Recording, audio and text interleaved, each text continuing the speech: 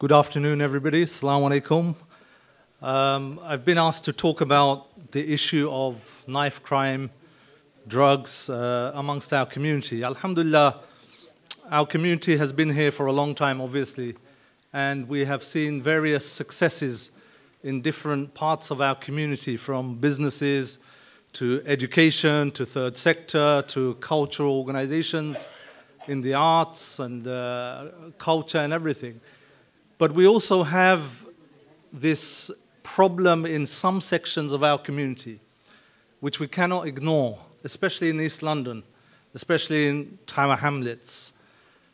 Some parts of our community, especially some parts of our youth, some are very successful. They're doing very well in education. They're going to Cambridge and Oxford. Many people, many of our young people are doing very well. Many of our schools have improved in East London, in Tower Hamlets. But unfortunately, at the same time, we have a section of young people who have been failed not only by themselves, but that sometimes it's their families, sometimes it's the system, sometimes it's the school. There are many factors, but the fact is Tower Hamlets now is one of a high violence borough in terms of the number of incidences, violence and knife crime. It's one of the high-ranking boroughs in London. Not the highest, but it's one of the highest. But in terms of drug use, crack, cocaine, heroin, it is the highest in Tower Hamlets, in London. Tower Hamlets borough has the highest use of crack cocaine and heroin in London. And unfortunately, many of those users and many of the young people involved in conflict, in knife crime, in violence, in gangs, in Tower Hamlets, are from the Bangladeshi community. They are from our community.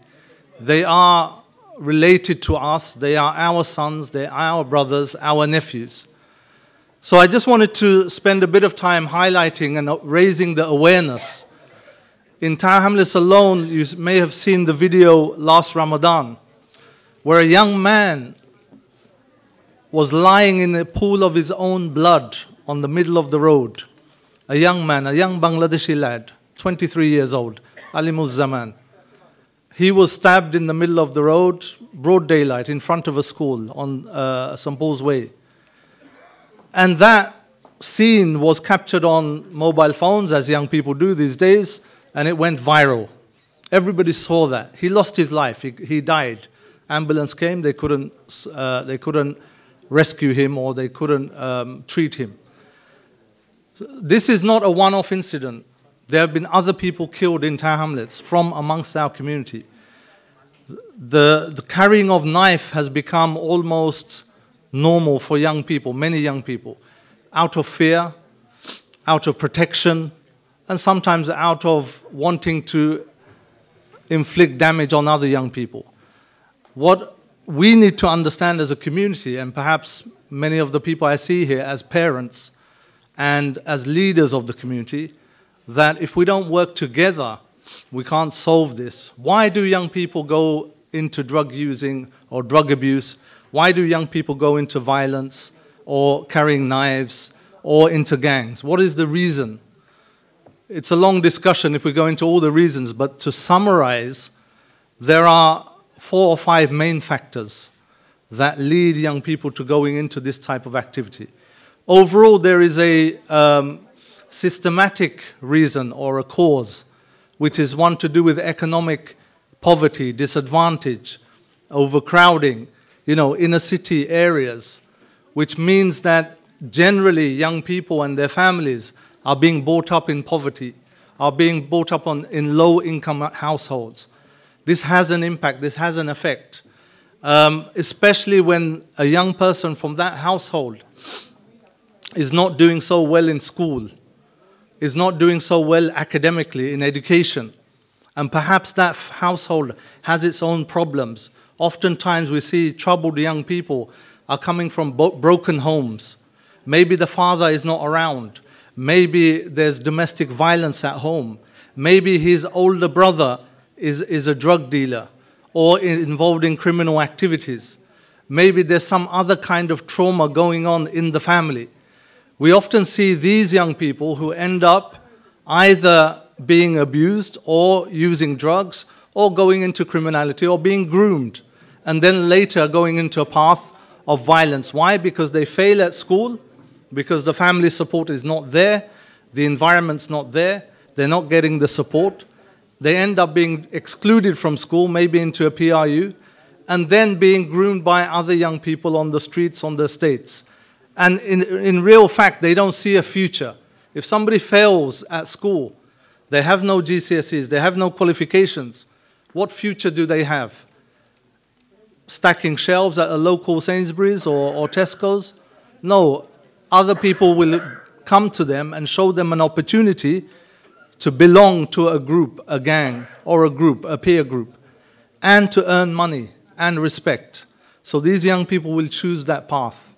It's easy money. If they can earn £100, £200, £300 a day dealing drugs, why would they choose to go and work somewhere else? So the factors that lead young people to this path, and as I said, many, many young people from our communities, especially in Tower Hamlets, Newham, and surrounding boroughs, we have one of the highest populations. So some of these factors are to do with family breakdown, trauma at home, lack of care and love and nurturing from parents, right? Lack of support at school in terms of educational attainment, a lack of aspiration, poverty, all these factors are there.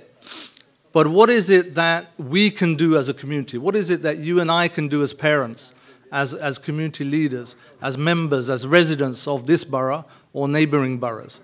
The first thing is to raise awareness and to be aware. A lot of people aren't aware that the vast majority of drug dealers in Tower Hamlets are from the Bangladeshi community. It's no secret. The vast majority of drug dealers in this borough are from the Bangladeshi community. It's no secret. Very young boys down to the age of 12 and 13 are being used as runners to sell drugs for higher ranking dealers. This is no secret, but me and you, we cannot stand by and watch this go on. Today it's knives, and a lot of the violence is connected to drug dealing groups and gangs and conflict between rival dealing groups. Me and you cannot stand by and watch this without doing anything. We have a responsibility as a community, as parents, as residents, as brothers and sisters. We have a duty. What is it we can do? Well, the first thing to do is to look into our own children, our own families, to make sure we're providing the best sort of home that we can, that we understand our young people, that we talk to them, we communicate with them, we understand their aspirations, we understand their challenges, we find out if there's something wrong at an early age, if they're suffering from something, if they're feeling isolated or they're being bullied, or they're dropping out of certain classes at school, or they're failing or not doing well. We have to open up those communication channels and be that support and strength and help for the young person rather than being something that leads them down to the wrong path. Secondly, as community organizations, we all are part of different organizations in the community. We need to raise awareness of this issue. We need to come together and put our resources together. On local estates, you can take action. On local estates, you can get together and see what can be done to support young people. What services can we provide, or what support can we provide as help for young people? We can't just ignore this. What happens is, oh, it's not my son, it's somebody else's son. It's not in my building, it's in the next building. What happens is people always ignore it. They think it's not my family.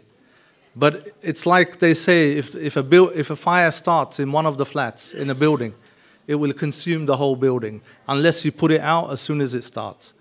So we have a responsibility and a duty to come together, raise awareness, support organizations that are helping young people, mentoring young people, or supporting mediation between gangs, groups, or providing diverse alternative activities for young people, or even providing support in schools. So I hope this gives you a little picture of what's happening in terms of young people, drugs, violence, knife crime, etc. The main thing I want to say is young people are not evil. They're not born violent. They're not born as criminals. There's something that's gone wrong in their lives, something that is missing when they're young. And this is well documented and researched.